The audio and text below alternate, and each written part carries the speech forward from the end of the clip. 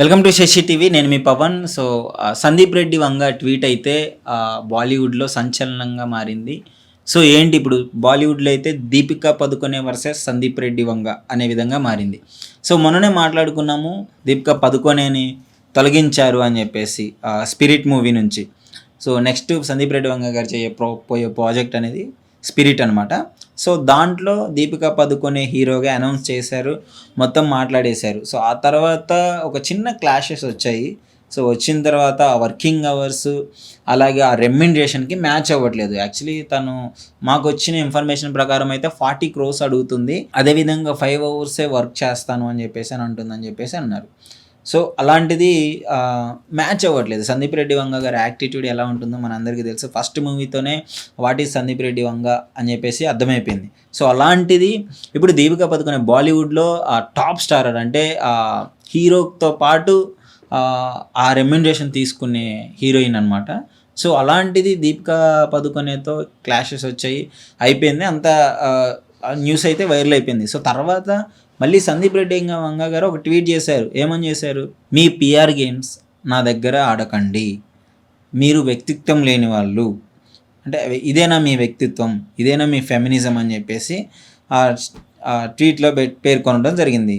Story leak చేసినా నాకు పెద్ద ఫరక్ పడదు, ఈసారి స్టోరీ మొత్తం చెప్పేసాయి అని చెప్పేసి సందీప్ రెడ్డి వంగ గారు అయితే ఒక ట్వీట్ పెట్టడం జరిగింది. అది దీపికా పదుకొనే గారి మీదే పెట్టారని చెప్పేసి చాలామంది నమ్ముతున్నారు. ఎందుకంటే అంతకు ముందే స్పిరిట్లో నుంచి ఆ ప్రాజెక్ట్లో నుంచి తప్పుకున్నట్లయితే తెలుస్తుంది. మళ్ళీ తర్వాత ఇలాంటి ట్వీట్ పెట్టడం అయితే సంచలనంగా మారింది. ఆ ట్వీట్లో మళ్ళీ ఎందుకు ఈ విధంగా అంటే, మరి దీపికా పదుకొనే తీసిన తర్వాత మరి నెక్స్ట్ హీరోయిన్ ఎవరు మ్యాచ్ చేయగలరు ప్రభాస్ గారికి అని చెప్పేసి ఆలోచించుకుంటే, అసలు పాన్ ఇండియా మూవీ ఇన్ని లాంగ్వేజ్లలో రిలీజ్ అవుతుంది, ఇంత పెద్ద ప్రెస్టీజియస్ ప్రాజెక్టు, ఒక టాప్ హీరోయిన్ని తీసేసి టైర్ 2 హీరోయిన్ పెట్టాడు మన సందీప్ రెడ్డి వంగ. అక్కడ పాపం బాలీవుడ్లో బాగా హట్ అయిపోయారు, దీపికా పదుకొనే గారు బాగా హట్ అయిపోయారు. ఎంతలో ఈ టైర్ 2 హీరోయిన్ ఎవరో చెప్పలేదు కదా, జోయా పాప. మీ అందరికీ తెలిసే ఉంటుంది, యానిమల్లో జోయా పాప అంటే తెలుసు. ఆ త్రిపతి దిమ్రియా ఒరిజినల్ పేరు ఉంది, కానీ మనందరికి మాత్రం జోయా పాప అంటేనే అర్థమవుతుంది. జోయా పాపని పెట్టారు. టైర్ 2 హీరోయిన్ పెట్టి ఈ సందీప్ రెడ్డి వంగ యాటిట్యూడ్ ఏంటి అని చెప్పేసి బాలీవుడ్కి అసలు అర్థం కాలేదు సగం. యానిమల్తోనే తెలిసింది. యానిమల్లో క్రిటిక్స్ అందరికీ మంచి జవాబే ఇచ్చాడు. ఎవరైతే యానిమల్ని ట్రోల్ చేసుకుంటూ మాట్లాడారో వాళ్ళందరికీ ఘాటుగా జవాబు ఇవ్వడం జరిగింది. సందీప్ రెడ్డి వంగ గారి యాటిట్యూడ్ అయితే ఇలానే ఉంటుంది.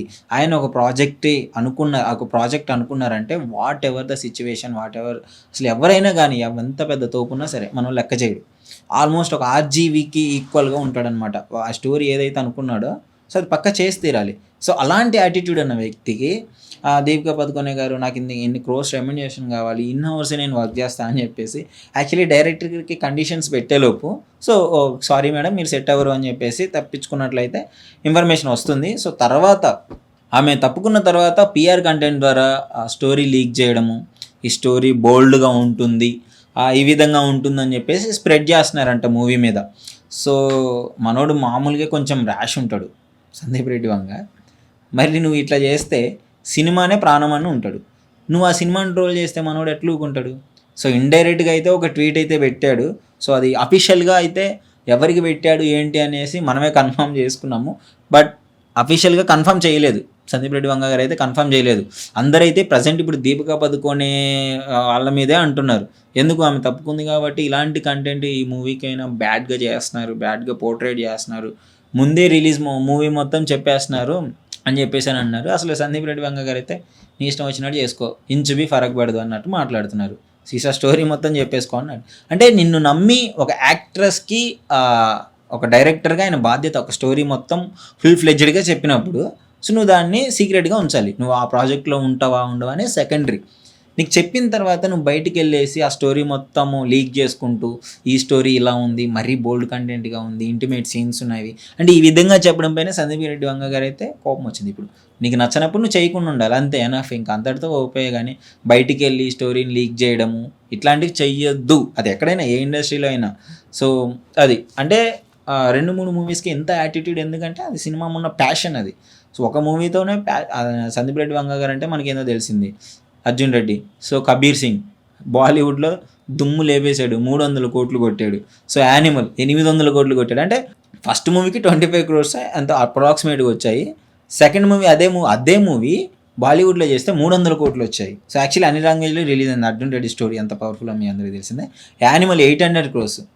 అంటే యాక్చువల్లీ చూడండి ఆయన యాటిట్యూడ్ ఎట్లా ఉందో, అలాంటిది సందీప్ రెడ్డి వంగ గారిని గెలిగితే ఇక ఇట్లనే ఉంటుంది. మనోడైతే మంచి సమాధానం అయితే ఇచ్చాడు. టాలీవుడ్లో ఇలాంటి డైరెక్టర్ ఉండడం యాక్చువల్లీ మనం ప్రౌడ్ మూమెంట్ అని చెప్పుకోవాలి మనకి.